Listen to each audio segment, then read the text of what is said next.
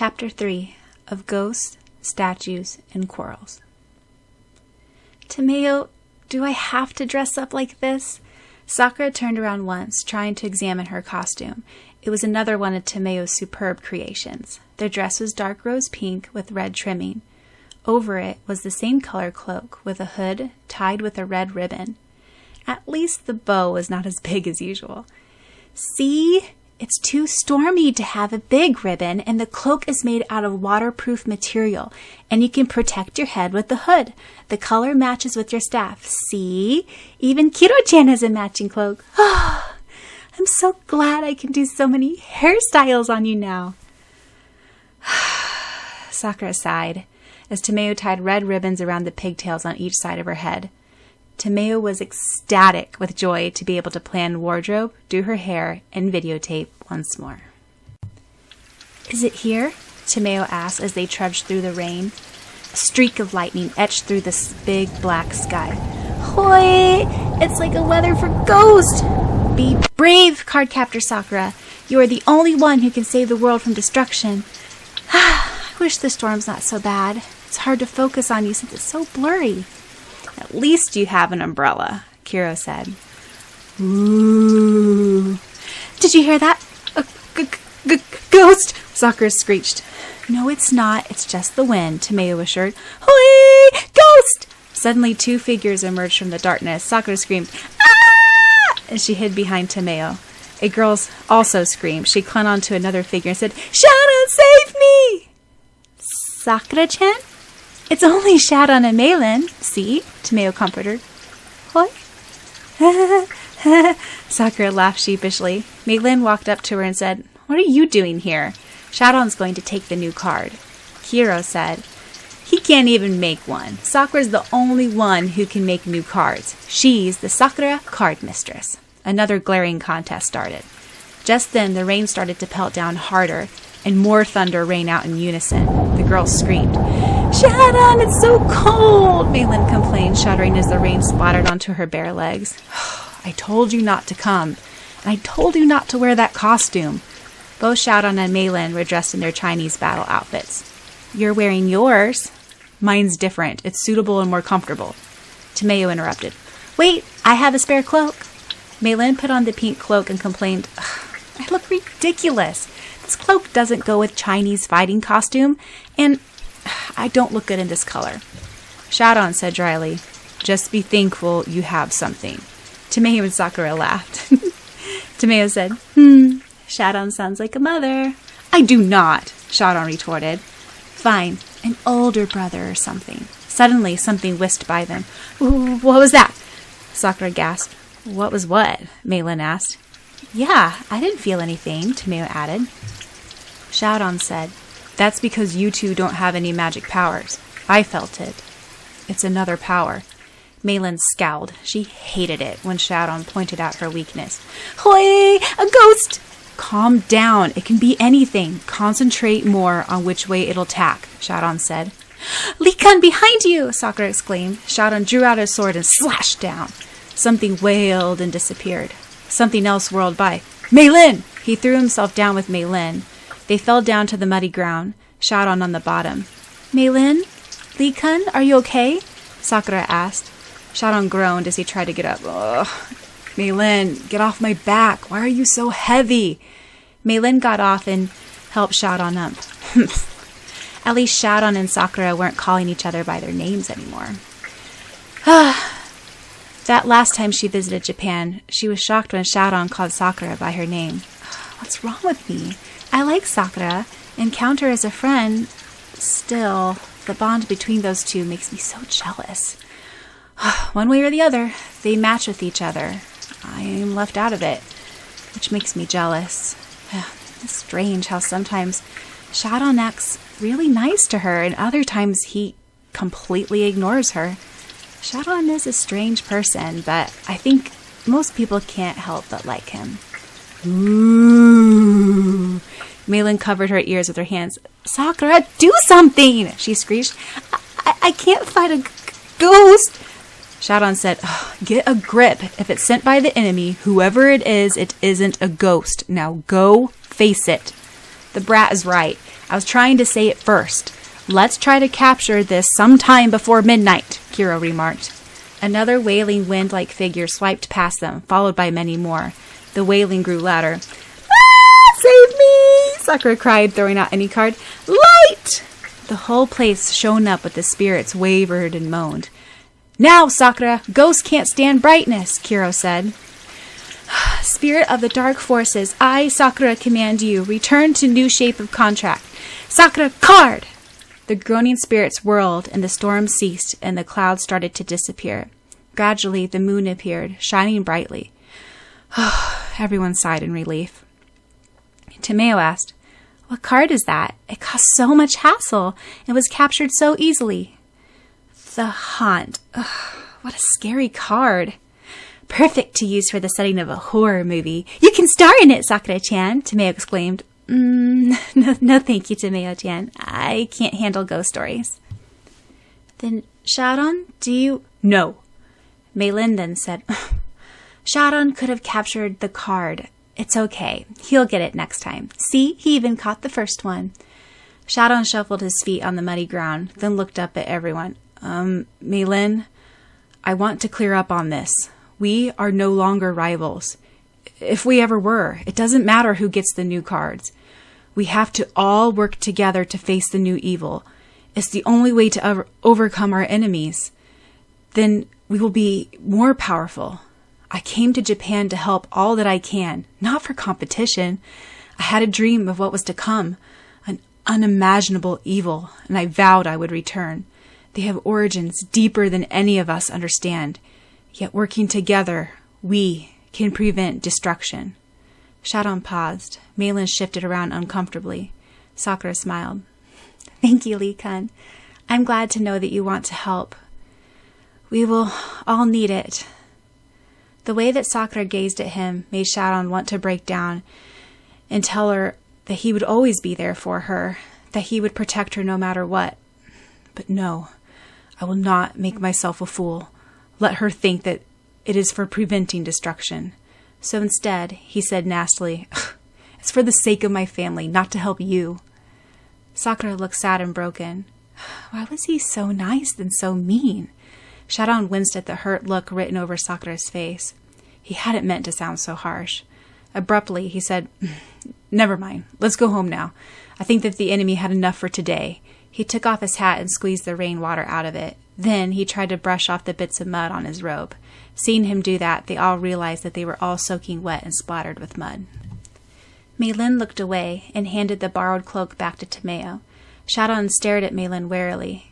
Meilin retorted, Oh, all right. Thank you, Tomeo-chan, for lending me the cloak, even though it looks awful on me. Looking at Syaoran, she said, There, are you satisfied? Brat, Kiro muttered. Staring at Syaoran, he added, 2 brats. Sakura-chan, don't you dare leave me at the brat's house again. Syaoran's not a brat, Meilin argued. Well, kid, you are a brat, and that Lee kid is your cousin, so he is a brat also. Sakura's developing a headache and sighed.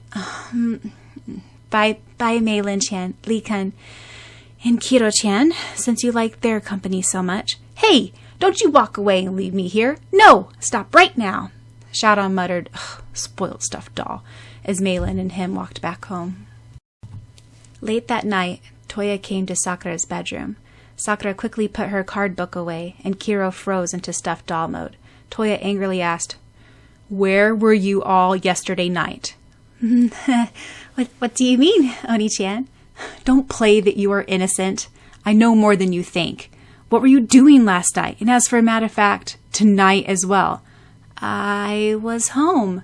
No, you weren't. You sent your copy home. You were someplace else. Sakura looked down at her feet. Please don't ask. I know what I'm doing, and I have to do it. I hope you understand, Oni-chan, but I can't tell you yet. I don't want you to do anything dangerous. Why can't you trust me? It's not that I don't trust you. It's just I'm not even sure about it myself. Oni-chan, I'd tell you if I could. You don't even trust me about the cloud card business. At least I figured it all out myself. There's a new danger, isn't there? Something related to Mother.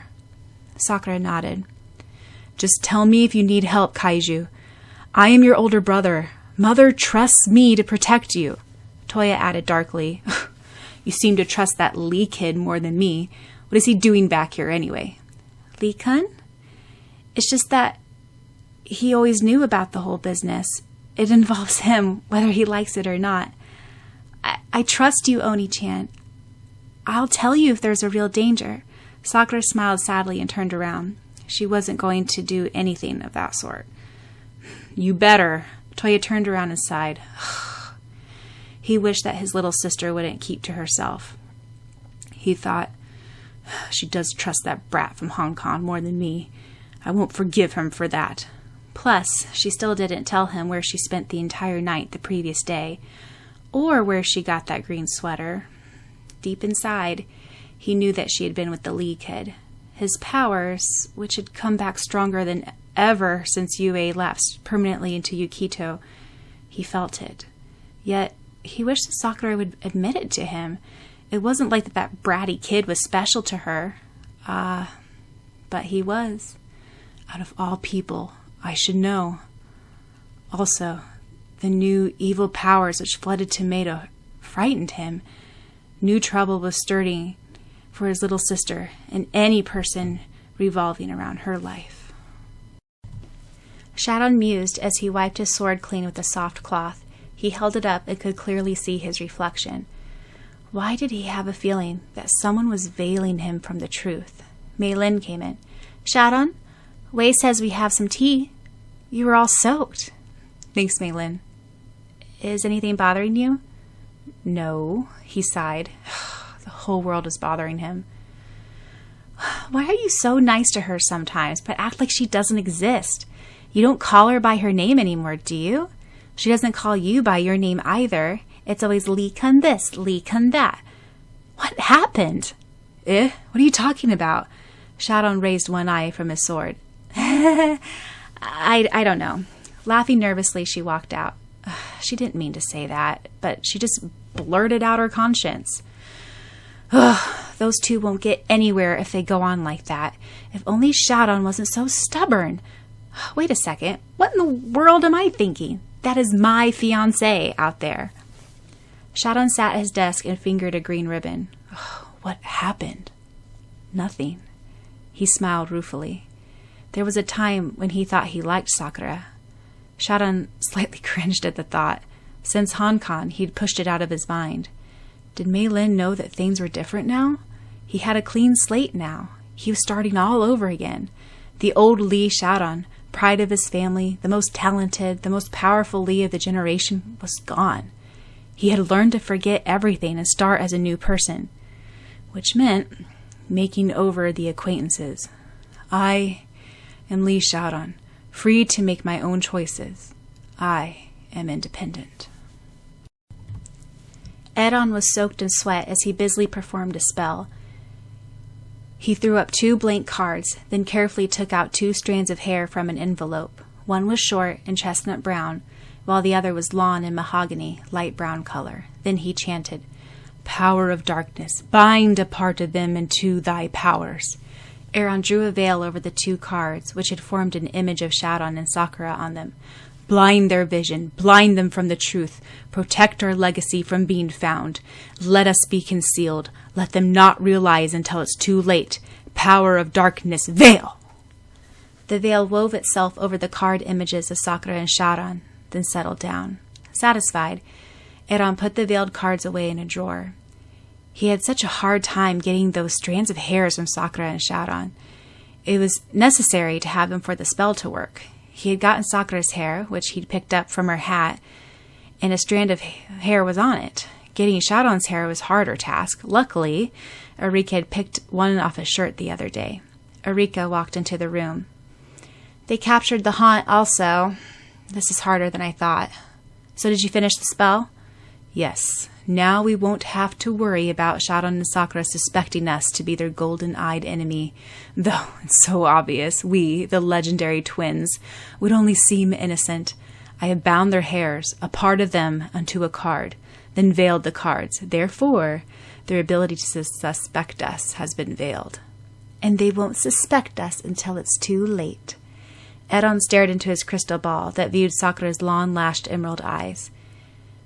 It would be a tragedy to close them forever. Nadesco had those eyes. You look like a zombie today, Sakura-chan, Rika said. Oh, I am a zombie. Sakura trudged to her desk. She couldn't sleep a wink that night because she thought about Toya. She stepped on something. Ouch! Watch out! Syaoran exclaimed. He had been dozing on his desk. Sakura started. Oh, I wasn't looking where I was going. I'm so sorry. Then she glanced at who spoke. Syaoran. He was always so nice one moment and then suddenly so mean. It was almost like when they first met. Yet he'd gotten so nice later on as the time went by. Now, she didn't deserve it when she counted Syaoran as a friend. Glancing at the frowning boy, the bad Sakura took over. Watch out yourself. You shouldn't stick your foot out like that. If you want to sleep, go home. Don't snap at others who are tired themselves. Silently, she added, because of you. Syaoran bolted up. Other students stared at Sakura. Suddenly, she felt embarrassed. Oh, what had possessed her? Tomeo stared with bulging eyes. Sakura never snapped or picked an argument with someone. Syaoran started to fume. He had a temper inherited from his flighty father. Usually he was calm, but there was that wild streak in him, and he bolted up, slamming his fist on the desk. Well, sorry, Miss Touchy. I can't help not sleeping because I have important things to research on. I am trying to find more about my father's past for you. Get it? For you. Does it matter to me if I die? No. I don't care if I'm killed by those enemies who killed father. Yes, father was murdered, far from his family. Your mother died blissfully with her family. Yet, I can't let them kill you. You know only happiness with all your friends and family. You're full of life. Well, I can put up living with any sort of hell. Realizing where he was, he stopped mid-track with everyone staring at him. He turned red. The sensei cleared his throat and tried to speak. Well, class has begun, or so I thought. The sensei shot a significant look at Syaoran and Sakura. Kinomoto and Lee, I would prefer it if you would carry out arguments out of class during break. And please check on your vocabulary. He gazed at Syaoran, who turned even redder. What had possessed him to shout at Sakura like that? Plus, even while shouting, he admitted that he was working for her, wishing her to be happy. And he never argued like that, especially yelling out private stuff for the world to hear. Sakura sank down into her desk, slightly trembling. Syaoran shouted at her so fiercely, yet meanwhile, she felt like he was saying something significant. Was he doing all this for her happiness? It was so sad about his father. Syaoran, why are you so vague? Sometimes I see you, the real you, then you hide again. Why can't you show your inner self to me? I want you to trust me, like you used to. Sakura's eyes blurred. She felt so depressed. No one ever shouted at her like that, yet she started the argument herself. It was her fault. Guiltily, Tomeo hid her video camera, a new present from her mother. She really shouldn't have been videotaping that scene, but it was so intriguing. Never had she heard such an argument from between them, between Syaoran and Sakura, out of all people. A big teardrop plopped down on Sakura's textbook. Malin snapped. Now you've done it, Syaoran. Malin glared at the regretful boy. What was the matter with her cousin? Could he do anything right? Why in the world did he shout at Sakura? Stupid. Plain stupid. Tomeo whispered, Don't cry, Sakura. Lee-kun didn't mean it. I'm not crying. Sakura blinked back the tears. Really? Why would I cry? Even Malin added, It's okay. My dear cousin has some sort of temper, descended all the way from his ancestors. I never knew he had a temper. He doesn't know what he's blabbering about. It's true that he stayed up all night. Please understand him, Malin glared reproachfully at Syaoran. Syaoran was feeling more and more uncomfortable as he shuffled in his chair. One thing he couldn't stand was Sakura crying.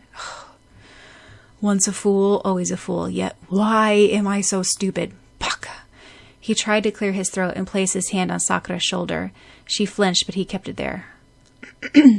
Look, I'm sorry, all right? I didn't mean to shout.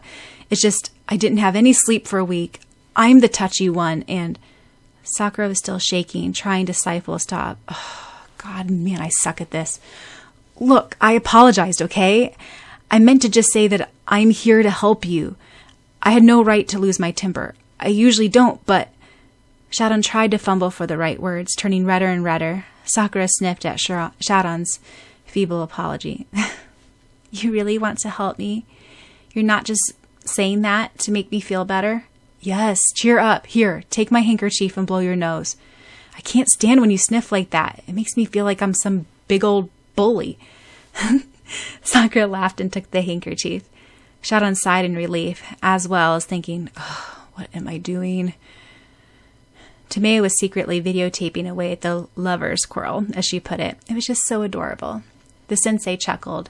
Though the whole class was held up, it was clearly an interesting display of argument and apology.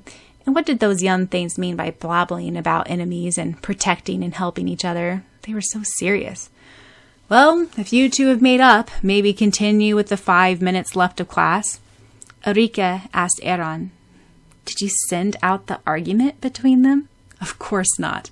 They argued by themselves, surprisingly. I never knew that either of them possessed some sort of temper. Very interesting.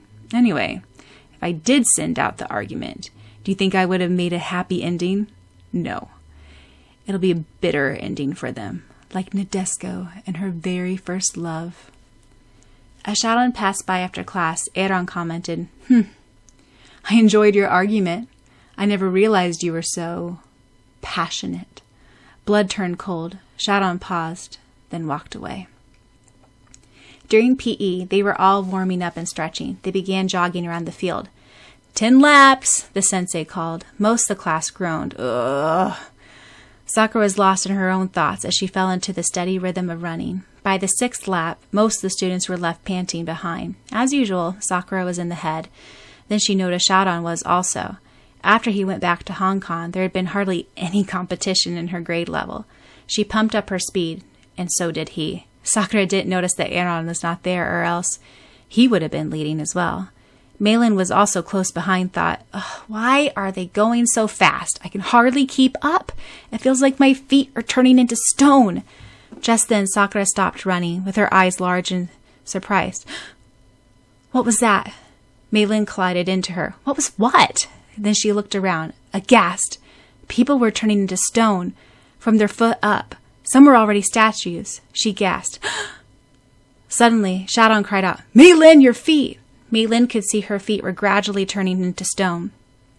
Syaoran zapped, lightning at it, and the stone disappeared. They sighed in relief. Tomeo ran up to them. Luckily, she hadn't been affected yet. What's happening? People are all turning into stone. I'm not sure what's causing it, Sakura said. Look! Syaoran exclaimed. They all turned to where he pointed. An old, gnarled man, dressed in a grayish cloak, was flinging sand at everyone, turning them into stone. He started to walk out of the school. Sakura got her staff, and Syaoran drew his sword. Tomeo focused her videotape. Where did he go? Sakura asked. They walked into town. It was ghastly, seeing people were all frozen into eerie statues. Melanie leaned nearer to Syaoran. Just then, Sakura cried out. Toya and Yukito were frozen into stone. Watch out! Syaoran called. The stone was walking and could hear them, ready to fling out the deadly sand. Sakura did a flip and dodged. Melanie wasn't so lucky. She shrieked. And an instant later, a scared-looking statue was formed. Melanie! Syaoran looked aghast at his stone cousin. Furiously, he slashed at the gray man with his sword. The stone flung some sand at him. Syaoran dodged, but some powders landed on him. His feet turned hard. Damn! Hurry! Catch it! Sakura was dismayed. Syaoran was turning into stone, and she didn't know what to do. Tomeo trembled in the corner out of the way, videotaping. It'll be all right, I hope. Sakura said, What am I supposed to do? I trust you to do it well. Syaoran then completely froze into stone. No! He trusts me to save everyone. The stone came to her and tried to fling the powder. Think quickly. All her friends, her brother, Yukito, Syaoran, and innocent people were harmed because of her. Then she realized that the stone's powers came from the powder that turned everyone into stone. No gnarled spirit will get the best of me. I must get rid of it. She struck out her staff. Another sand shower barely missed her. She cried out, "Watery!" Soon the stone transformation powder dissolved away, mixing with water. Tomeo called, "Now, Sakura-chan, show him your true powers." Spirit of dark forces, I, Sakura, command you. Return to new shape of contract. Sakura, card! The gnarled man contorted and twisted into a new card. Everyone turned back into flesh again and continued off from where they left out. Malin straightened from her position and asked, "Why are we here?" Syaoran shook his head. "Long story. Come on. We better get back to school or else we're all dead." He started to head back, but as he passed Sakura, he whispered in her ear, "Good job. I knew you could handle it." Sakura stared at his back, smiling. She didn't know what dangers faced her in the future, but she was pretty sure that Syaoran would always be there to help her. Sure, there was a gap between them from that long year apart. Still, they could work at being close friends again. Like before, he left, and when they were facing Iro in the cloud cards, his name, Syaoran-kun, always sprang from her lips, but she managed to change it to Lee-kun at the last moment. He doesn't even call me by my name anymore. There was a time when he called me Sakura, when he did care for me. Tomeo said, "Hurry up, Sakura-chan." Sakura ran after everyone, and I will wait for that day.